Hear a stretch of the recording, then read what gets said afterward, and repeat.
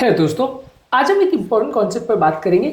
अलग अलग तरह का पेन हमारे ब्लड शुगर वैल्यूज को कैसे इफेक्ट कर सकता है।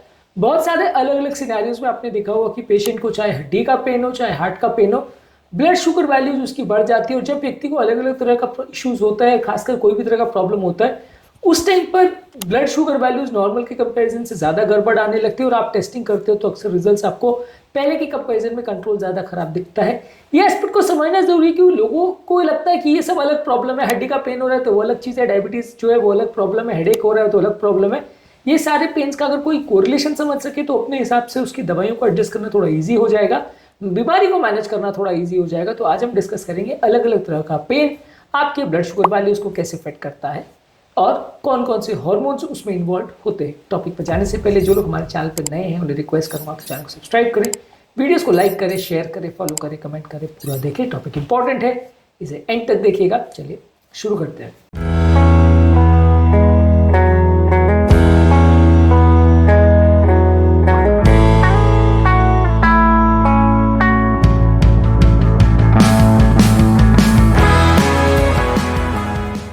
सबसे पहले अगर शॉर्ट ड्यूरेशन अगर किसी व्यक्ति को पेन हो रहा है, जैसे मान लीजिए कोई सर्जरी हुई है, कोई इंजरी हुई है, कोई ट्रॉमा हुआ है, कोई फ्रैक्चर हुआ है, हार्ट अटैक हुआ है। हार्ट अटैक के भी टाइम में अक्सर आप देखेंगे ब्लड शुगर वैल्यूज बहुत ज्यादा एलिवेटेड मिलती है। ज्यादातर पेशेंट जिनको हार्ट अटैक होता है, अगर पहले से डायबिटिक नहीं भी हो तो भी उसकी शुगर वैल्यूज 300-400 आ सकती है, और अगर डायबिटिक हो तो उतनी या उससे भी ज्यादा हाई वैल्यूज आ सकती है। शुगर वैल्यूज का कंट्रोल सडनली बिगड़ जाता है और उसके होने का कारण ये है कि डायबिटीज वाले पेशेंट या नॉन डायबिटिक पेशेंट में भी जब सडनली बॉडी में स्ट्रेस हार्मोन्स बनते हैं पेन की वजह से, तो ये स्ट्रेस हार्मोन्स खासकर जो कॉर्टिसोल है और एड्रेनलिन है, ये सडनली ब्लड शुगर वैल्यूज को बढ़ा देता है।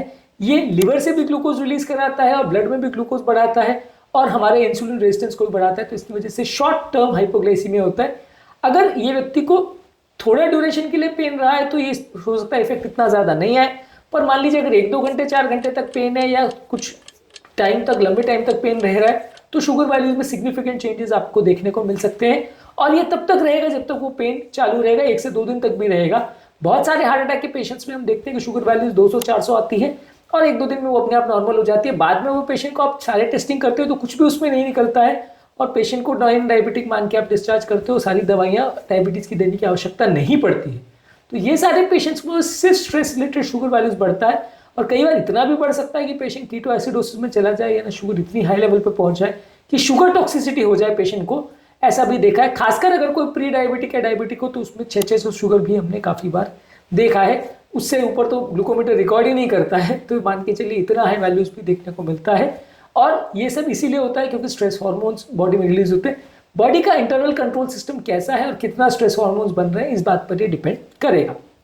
इसके अलावा अगर किसी व्यक्ति को आर्थराइटिस का, न्यूरोपैथी का या फाइब्रोमाइल्जिया का लंबे समय तक अगर पेन रह रहा है, बहुत टाइम तक पेन रह रहा है, तो वैसे व्यक्ति के भी बॉडी में स्ट्रेस हार्मोन्स बनते हैं और ये भी कंटिन्यूसली शुगर वैल्यूज को बढ़ा सकते हैं।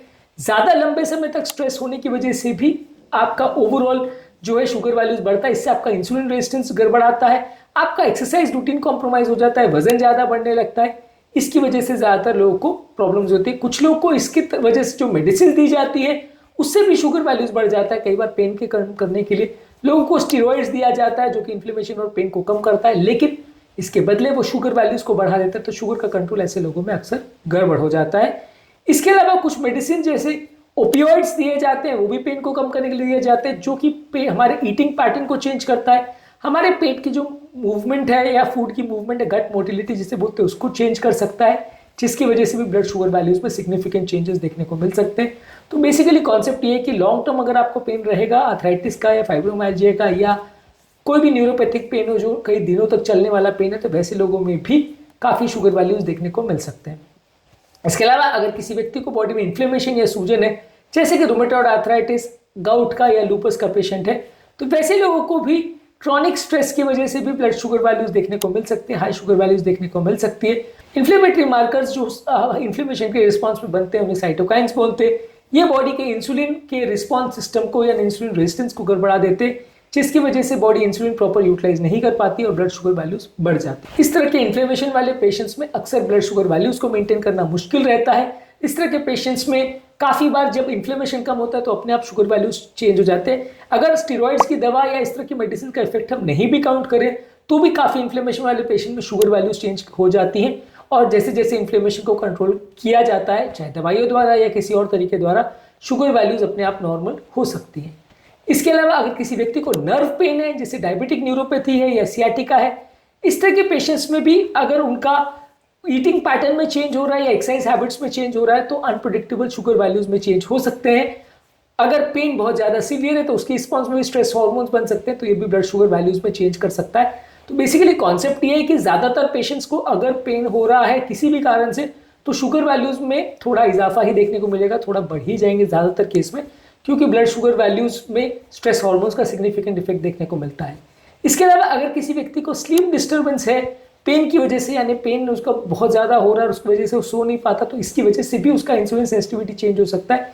इसकी वजह से भी उसका ब्लड शुगर वैल्यूज बढ़ सकता है। इसकी वजह से बॉडी में स्ट्रेस हार्मोन बन सकते हैं और ये बॉडी के ब्लड शुगर वैल्यूज को कंट्रोल करना अक्सर मुश्किल कर देते हैं। इसके अलावा अगर किसी व्यक्ति का पेन की वजह से एपेटाइट चेंज हो गया, यानी उसका भूख का पैटर्न चेंज हो गया, तो भी शुगर वैल्यूज में सिग्निफिकेंट चेंजेस देखने को मिल सकता है। पेन की वजह से लोग कई बार ज़्यादा खाने लगते हैं, कई लोग कम खाते हैं। अब पेन की वजह से किसी को भूख लगती नहीं है, वो खाना नहीं खाना चाहता।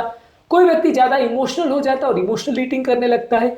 ये दोनों ही सर्कमस्टांस में आपके शुगर वैल्यूज में कितना आप खा रहे हो, क्या खा रहे हो, और खासकर इमोशनल ईटिंग में, क्योंकि लोग ज़्यादातर कार्बोहाइड्रेट वाले फूड ही ज़्यादातर इमोशनल होकर खाते हैं, तो इसकी वजह से ब्लड शुगर वैल्यूज में और ज़्यादा वेरिएशन देखने को मिल सकता है।